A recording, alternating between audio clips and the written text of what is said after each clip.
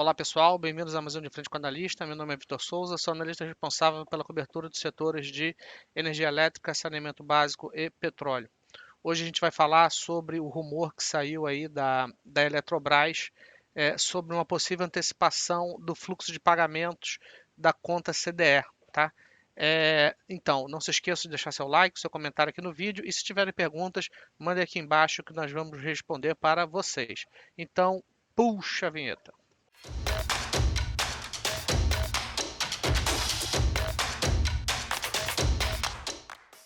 Então, galera, a gente publicou aqui um relatório na Genial Analisa chamado Possível Antecipação dos Fluxos da CDE e dois coelhos com uma só cajadada, tá? Então, o que aconteceu? Saiu um rumor citando a possibilidade de que o governo federal estaria tentando fazer com que a Eletrobras, né, seria isso uma proposta, né, tudo ainda na casa dos rumores, onde a Eletrobras pagaria todos os fluxos programados que ela tem relacionados ao CDE, tá?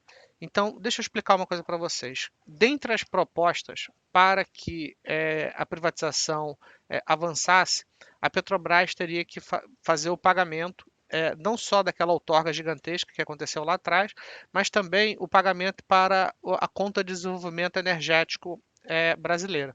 Tá? Esse fluxo de pagamentos ele aconteceria até o ano de 2047. Então, quem der uma olhada aqui no documento que eu coloquei, a curva de desembolso entre 2024 até 2047 é mais ou menos essa daqui.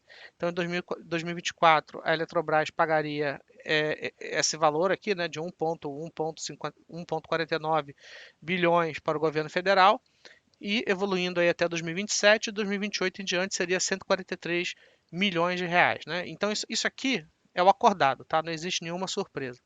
E o que é esse CDE? Né? A Conta de Desenvolvimento Energético, que é um fundo setorial que serve para que o governo subsidie ali uma série de políticas públicas relacionadas ao setor elétrico. Né? Então aqui a gente coloca subsídios públicos, uso do recurso da União, coisas assim.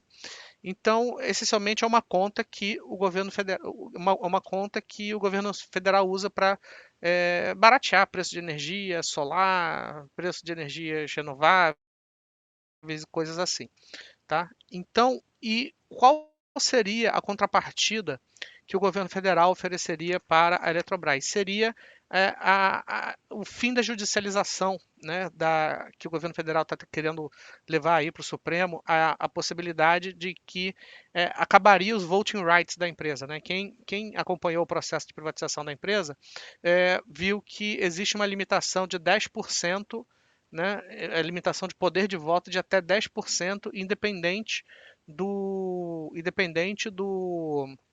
da quantidade de ações que você tenha.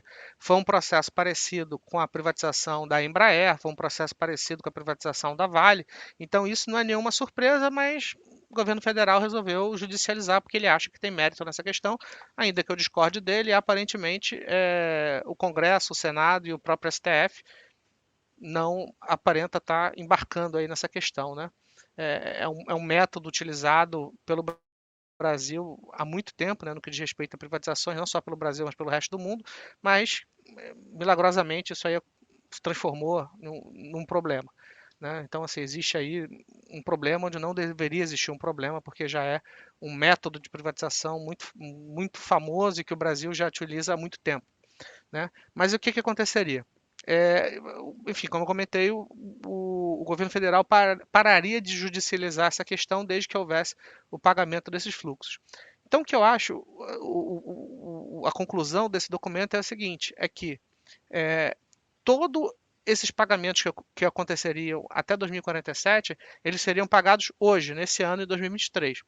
E o primeiro ponto aqui é o seguinte: se ele quiser trazer todo esse fluxo a valor presente, com certeza vai ter um desconto. A gente ainda não sabe quanto é, mas esses fluxos muito possivelmente vão ser descontados alguma taxa de desconto, e a depender de quanto de desconto seria aplicado nesses fluxos, poderia até gerar valor para a empresa. Né? A empresa paga valor presente um recebimento que ela tem aí para fazer até 2047. Né? É claro, para saber se isso vai ser positivo ou negativo, a gente teria que ver que taxa de desconto seria aplicada.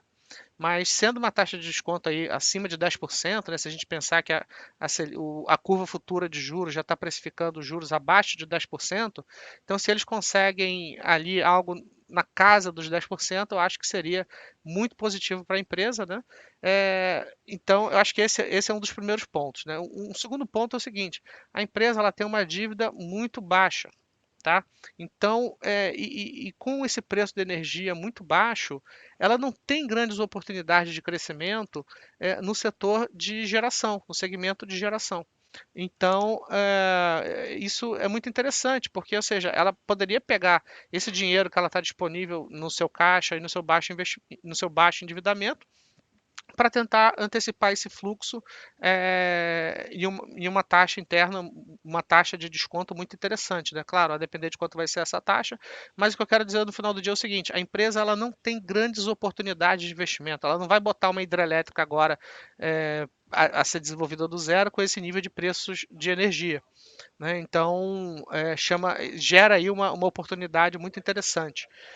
E aqui a gente faz uma análise, olhando para o endividamento da empresa, é que mesmo que ela pague, vamos supor, 10 bilhões por esses fluxos, ela ainda teria um endividamento sob controle, né, até o final do ano. Então, ela conseguiria pagar essa dívida, né, esses fluxos trazidos a valor presente, e ainda conseguiria pagar dividendos. Ela ainda tem espaço para isso, né? Vale lembrar que é uma empresa muito grande, então ela gera bastante caixa. Então, acho que esse ponto é muito interessante. E por último, né, ficou aí uma nuvem negra no case da empresa no que diz respeito a esse risco, né, de restatização, essa coisa bem chata. E à medida que existe uma contrapartida, né, ó, você me dá esse fluxo de pagamentos e a gente deixa de judicializar isso aqui. É muito positivo, né? É bom, acho que é um acordo coerente, né? Então, eu acho que esse evento aí viria a matar dois coelhos numa cajadada só, né? Geraria valor, né? Depender da taxa de desconto, e também reduziria o risco político, né, de se investir no case. Mais uma vez, lembrando que a empresa não tem grandes oportunidades de investimento, principalmente no setor de geração, né, com esse nível de preço. Ela pode fazer alguma aquisição, quem sabe, mas assim, a impressão que dá quando a gente olha para o endividamento da empresa é que ela consegue fazer tudo, né? Seja fazer aquisições, pagar dividendos e ainda antecipar esses fluxos, né? Como eu coloquei aqui no documento, a gente está falando aí de 11 bilhões de reais para serem pagos entre 2024 e 2047. Então é isso. Eu espero que vocês tenham gostado. Alguma dúvida, coloque aqui nos comentários e vamos observar e vamos acompanhar o desenrolar dessa notícia, tá? Forte abraço.